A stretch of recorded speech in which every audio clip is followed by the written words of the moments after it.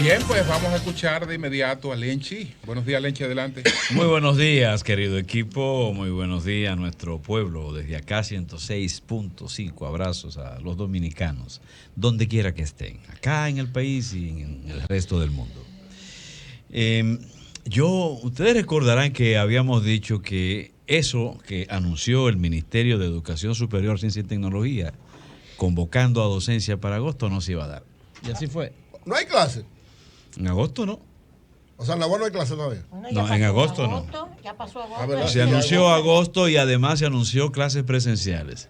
Y ni se abrió en agosto ni habrá clases presenciales. Tú lo dijiste desde el principio. Y yo lo dije desde el principio. Aquí hay unos augures, ¿eh? No, porque el problema no es eso, sino que cuidado si es que tenemos demasiado optimismo y quizás ciertos aceleres que nos llevan a cometer algunos deslices. Entonces, en ese caso, no habrá. Y ya yo lo dije en esa ocasión, porque la UAS, por ejemplo, que es prácticamente un subsistema dentro del sistema, ahora es que está terminando en esta semana los cursos de verano, o sea que no era posible iniciar un semestre encima del curso de verano. Pero se sabía que los cursos de verano terminaban ahora. Sí, claro, porque eso se hace en base a un diseño cronometrado, ¿no? Y agosto el verano, porque... Entonces, de hecho, se ha anunciado que va a ser para la segunda semana de septiembre, por lo menos la UAS.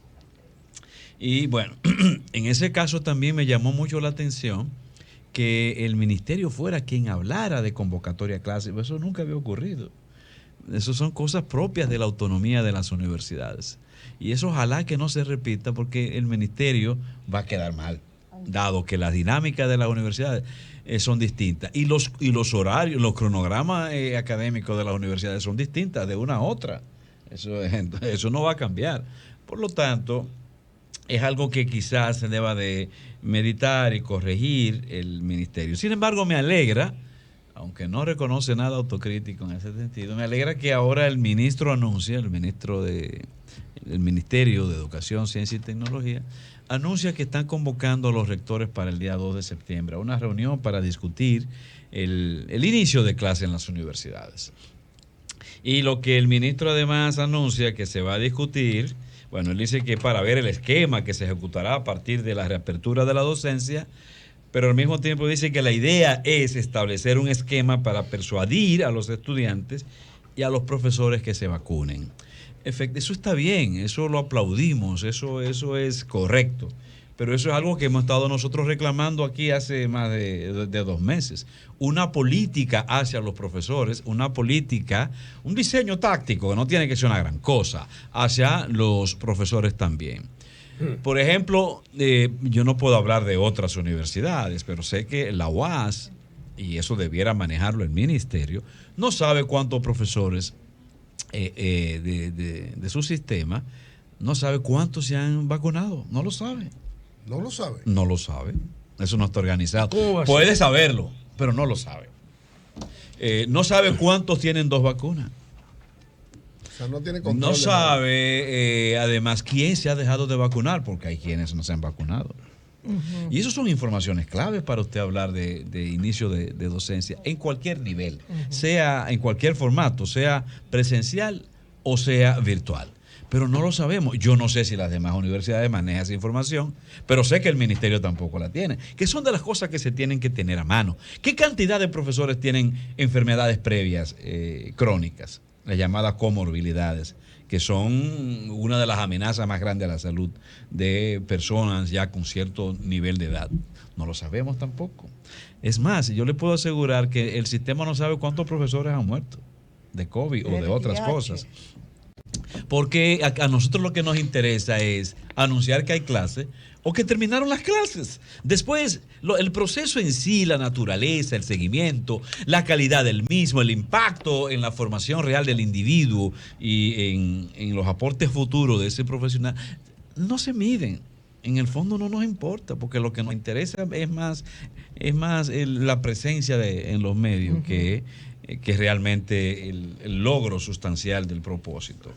Entonces, se está hablando de esto, pero que en esa convocatoria del día 2, más que hablar de fechas, que se hablen de procesos, de cómo mejorarnos, porque siempre se dice que todo será distinto después del COVID, pero si es distinto vamos a actuar de manera distinta. Si es distinto vamos a programarnos, vamos a organizarnos para que entonces el país pueda rápidamente recuperarse conforme a lo que son las dinámicas o las exigencias de los nuevos tiempos, de acuerdo a las experiencias acumuladas. En ese sentido, incluso la próxima semana voy a hablar. Yo el año pasado, planteé que se hiciera una cumbre de universidades convocada por el Ministerio de Educación Superior, Ciencia y Tecnología. Lo planteé el año pasado. En plena pandemia. Sí, en plena pandemia, ahí en plena pandemia, porque son académicos, son los científicos, son aquellos que pueden generar las proyecciones de pensamiento conforme a las experiencias que se vayan acumulando para sistematizarla y evitar así, posteriormente, desarrollar políticas improvisadas o simplemente calcos de políticas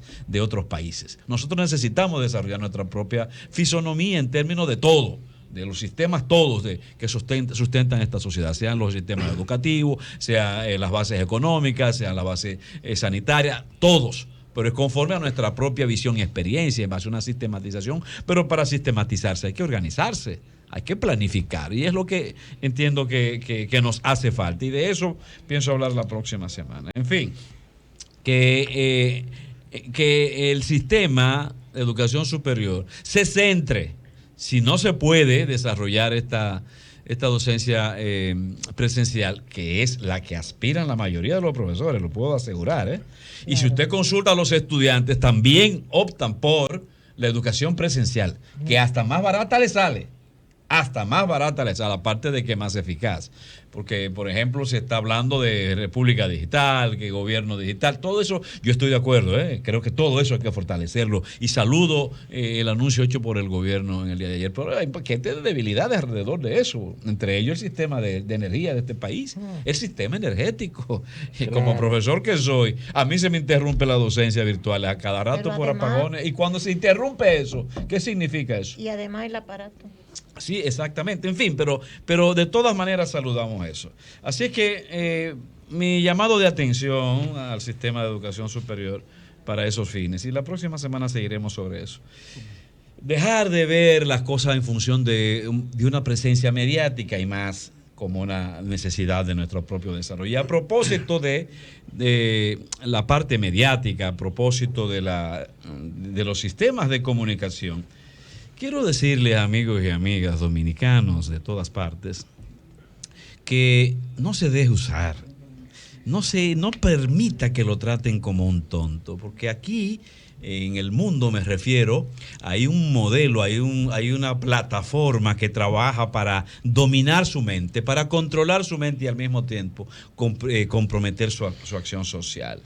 Me refiero a, por ejemplo, el sistema de información de prensa internacional. La prensa internacional, eso no es tan ingenuo, ¿eh? Esa prensa internacional normalmente está controlada por los grandes países y muchas veces controlada por organismos de inteligencia de los grandes países, sean los países que sean.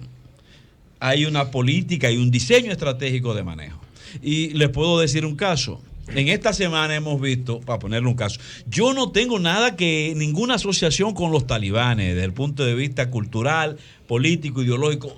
En el fondo quizá ni me simpatizan. O sea, estamos muy distantes. Quiero marcarlo de entrada, marcarlo de entrada. No tiene nada que ver con simpatías, ni tendencias, ni nada parecido. Aunque aquí sí hay algunos talibanes, como lo que le hicieron a Turquía. Entonces, sin embargo, ustedes han podido ver, por ejemplo, fotos y videos de soldados norteamericanos recibiendo niños afganos, niños chiquititos y cosas parecidas. Mientras por el otro lado, aquí en este mismo programa, uno de nuestras compañeras dijo que había leído que un talibán le había mochado la mano a un niño afgano. Información dada por la prensa.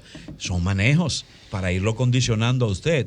Y en este asunto de Afganistán, no quiero referirme ahora a la parte militar, sino a eso, al manejo de su identidad personal y de su compromiso social. El que se informa de geopolítica, de temas internacionales, por los medios tradicionales está desinformado. Está jodido. Entonces, en esto también, la guerra de Afganistán ha sido una guerra de mentiras, de muchas mentiras, de difusión de fake news. quien ha perdido en este asunto de Afganistán también es la verdad. Claro. Quiero, Julio, terminar con esta manera. Pensemos en Julian Assange. O Julian Assange. Julian Assange. Sí. Julian Assange, aquel australiano que era el editor de Wikileaks. Sí.